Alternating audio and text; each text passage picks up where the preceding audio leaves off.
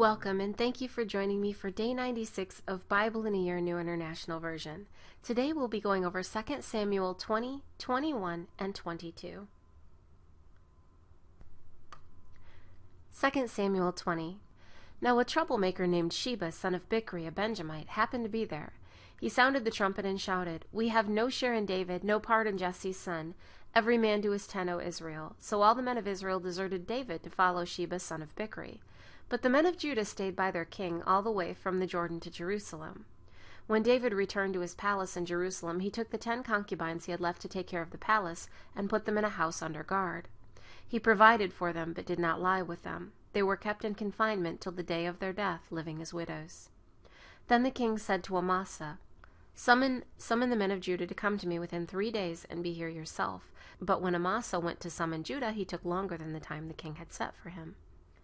David said to Abishai, "Now Sheba, son of Bichri, will do us more harm than Absalom did. Take your master's men and pursue him, or he will find fortified cities and escape from us." So Joab's men and the Kerethites and the Pelethites and all the mighty warriors went out under the command of Abishai. They marched out from Jerusalem to pursue Sheba, son of Bichri.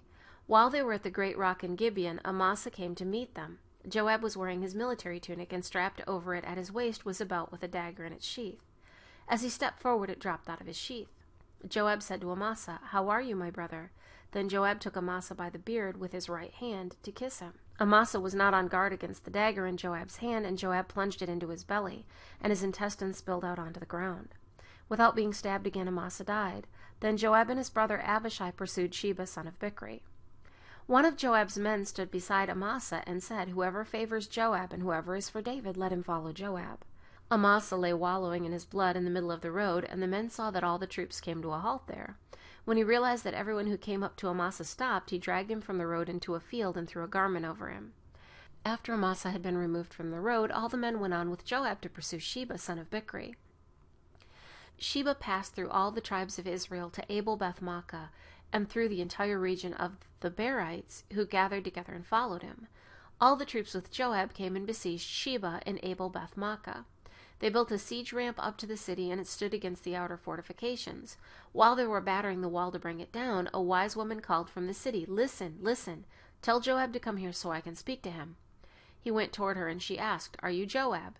"I am," he answered. She said, "Listen to what your servant has to say." "I'm listening," he said. She continued, "Long ago they used to say, 'Get your answer at Abel,' and that settled it. We are the peaceful and faithful in Israel. You are trying to destroy his city that is a mother in Israel. Why do you want to swallow up the Lord's inheritance?" "Far be it from me," Joab replied. "Far be it from me to swallow up or destroy. That is not the case. A man named Sheba, son of Bichri, from the hill country of Ephraim, has lifted up his hand against the king, against David. Hand over this one man, and I'll withdraw from the city." The woman said to Joab, "His head will be thrown to you from the wall." Then the woman went to all the people with her wise advice, and they cut off the head of Sheba, son of Bichri, and threw it to Joab. So he sounded the trumpet, and his men dispersed from the city, each returning to his home. After Joab went back to the king in Jerusalem, Joab was over Israel's entire army. Benaiah, son of Jehoiada, was over the Kerethites and Pelethites. Adoniram was in charge of forced labor. Jehoshaphat, son of Ahilud, was a recorder. Sheva was secretary, Zadok and Abiathar were priests, and Ira the Jerite was David's priest. 2 Samuel 21. During the reign of David there was a famine for 3 successive years, so David sought the face of the Lord. The Lord said, "It is on account of Saul and his blood-stained house. It is because he put the Gibeonites to death." The king summoned the Gibeonites and spoke to them. Now the Gibeonites were not a part of Israel, but were survivors of the Amorites. The Israelites had sworn to spare them, but Saul in his zeal for Israel and Judah had tried to annihilate them. David asked the Gibeonites, "What shall I do for you? How shall I make amends so that you will bless the Lord's inheritance?" The Gibeonites answered him, "We have no right to demand silver or gold from Saul or his family, nor do we have the right to put anyone in Israel to death." "What do you want me to do for you?" David asked. They answered the king, "As for the man who destroyed us and plotted against us, so that we have been decimated and have no place anywhere in Israel, let 7 of his male descendants be given to us to be killed and exposed before the Lord at Gibeah of Saul, the Lord's chosen one." So the king said, "I will give them to you." The king spared Mephibosheth, son of Jonathan, the son of Saul, because of the oath before the Lord between David and Jonathan, son of Saul. But the king took Armoni and Mephibosheth, the two sons of Aiah's daughter Rizpah, whom she had borne to Saul, together with the 5 sons of Saul's daughter Merab, whom she had borne to Adriel, son of Barzillai, the Maholathite. He handed them over to the Gibeonites, who killed and exposed them on a hill before the Lord. All 7 of them fell together. They were put to death during the first days of the harvest, just as the barley harvest was beginning. Rizpah, daughter of Aiah, took sackcloth and spread it out for herself on a rock. From the beginning of the harvest till the rain poured down from the heavens on the bodies, she did not let the birds of the air touch them by day, or the wild animals by night. When David was told what Aiah's daughter Rizpah, Saul's concubine, had done, he went and took the bones of Saul and his son Jonathan from the citizens of Jabesh Gilead. They had taken them secretly from the public square at Beth-shan, where the Philistines had hung them after they struck Saul down at Gilboa. David brought the bones of Saul and his son Jonathan from there, and the bones of those who had been killed and exposed were gathered up. They buried the bones of Saul and his son Jonathan in the tomb of Saul's father Kish at Zelah in Benjamin, and did everything the king commanded. After that, God answered prayer in behalf of the land. Once again there was a battle between the Philistines and Israel. David went down with his men to fight against the Philistines, and he became exhausted. And Ishbi-Benob, one of the descendants of Rapha, whose bronze spear had weighed 300 shekels, and who was armed with a new sword, said he would kill David. But Abishai, son of Zeruiah, came to David's rescue. He struck the Philistine down and killed him. Then David's men swore to him, saying, "Never again will you go out with us to battle, so that the lamp of Israel will not be extinguished." In the course of time there was another battle with the Philistines at Gob. At that time Sabbakai, the Hushathite, killed Saph, one of the descendants of Rapha. In another battle with the Philistines at Gob, Elhanan, son of Jeri-Oregim, the Bethlehemite, killed Goliath the Gittite, who had a spear with a shaft like a weaver's rod. In still another battle which took place at Gath, there was a huge man with 6 fingers on each hand and 6 toes on each foot, 24 in all. He also was descended from Rapha. When he taunted Israel, Jonathan, son of Shimeah, David's brother, killed him. These 4 were descendants of Rapha and Gath, and they fell at the hands of David and his men. 2 Samuel 22. David sang to the Lord the words of this song when the Lord delivered him from the hand of all his enemies and from the hand of Saul. He said, "The Lord is my rock, my fortress and deliverer.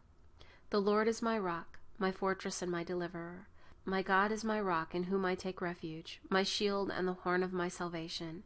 He is my stronghold, my refuge and my Savior. From violent men you save me. I call to the Lord who is worthy of praise, and I am saved from my enemies. The waves of death swirled about me. The torrents of destruction overwhelmed me.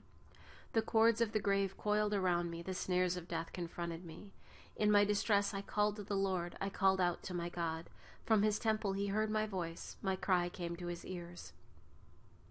The earth trembled and quaked. The foundations of the heavens shook. They trembled because he was angry. Smoke rose from his nostrils. Consuming fire came from his mouth. Burning coals blazed out of it. He parted the heavens and came down. Dark clouds were under his feet. He mounted the cherubim and flew. He soared on the wings of the wind. He made darkness his canopy around him, the dark rain clouds of the sky. Out of the brightness of his presence bolts of lightning blazed forth.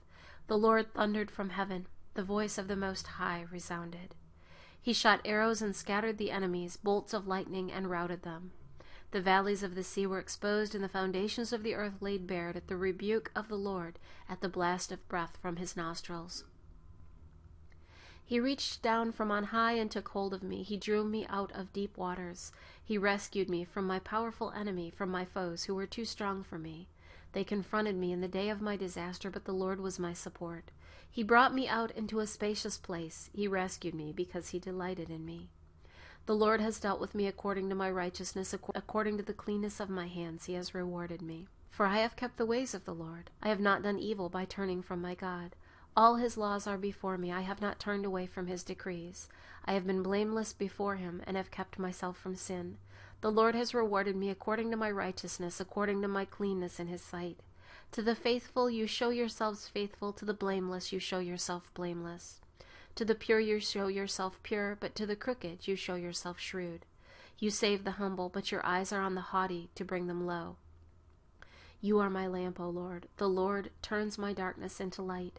With your help I can advance against a troop. With my God I can scale a wall. As for God, his way is perfect. The word of the Lord is flawless. He is a shield for all who take refuge in him. For who is God besides the Lord? And who is the rock except our God? It is God who arms me with strength and makes my way perfect. He makes my feet like the feet of a deer. He enables me to stand on the heights. He trains my hands for battle. My arms can bend a bow of bronze. You give me your shield of victory. You stoop down to make me great. You broaden the path beneath me so that my ankles do not turn. I pursued my enemies and crushed them. I did not turn back till they were destroyed. I crushed them completely, and they could not rise. They fell beneath my feet. You armed me with strength for battle. You made my adversaries bow at my feet. You made my enemies turn their backs in flight, and I destroyed my foes. They cried for help, but there was no one to save them. To the Lord, but he did not answer. I beat them as fine as the dust of the earth. I pounded and trampled them like mud in the streets. You have delivered me from the attacks of my people. You have preserved me as the head of nations. People I did not know are subject to me. And foreigners come cringing to me. As soon as they hear me, they obey me. They all lose heart. They come trembling from their strongholds. The Lord lives. Praise be to my rock. Exalted be God, the rock, my Savior. He is the God who avenges me, who puts the nations under me, who sets me free from my enemies. You exalted me above my foes. From violent men you rescued me. Therefore I will praise you, O Lord, among the nations. I will sing praises to your name. He gives his king great victories. He shows unfailing kindness to his anointed, to David and his descendants forever. Thank you for joining me for day 96 of Bible in a Year New International Version. I look forward to seeing you tomorrow for day 97.